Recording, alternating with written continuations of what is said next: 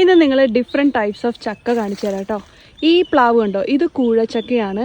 ഇതൊന്ന് മൂത്ത് വരുമ്പോഴേക്കും ഡാർക്ക് ഈ ബ്ലാക്ക് കളറിലേക്ക് വരും. ഉണ്ടാകുമ്പോൾ ദേ ആ യെല്ലോ കളറാണ്, പക്ഷേ മൂത്ത് വരുമ്പോഴേക്കും ഈ ഡാർക്ക് ഒരു ബ്ലാക്ക് കളറിലേക്ക് വരും കേട്ടോ. ഇത് പഴുത്തതല്ല, മൂത്തിട്ടുണ്ടാവും മിക്കവാറും.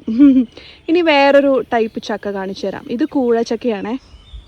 ഇത് കണ്ടോ, ഇതും ഒരു ടൈപ്പ് ഓഫ് കൂഴപ്ലാവാണ്. പക്ഷേ ഇത് നമ്മൾ നേരത്തെ കണ്ട പോലെ ബ്ലാക്ക് കളർ ആവില്ല മൂക്കുമ്പോൾ.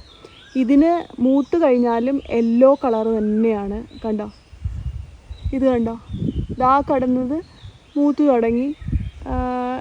നന്നായിട്ട് മൂത്ത് പഴുക്കാറാകുമ്പോഴേക്കും ചെറിയ ബ്ലാക്ക് സ്പോട്ട്സ് വരുന്നുള്ളൂ, ഫുള്ള് ബ്ലാക്ക് ആവാറില്ല കേട്ടോ.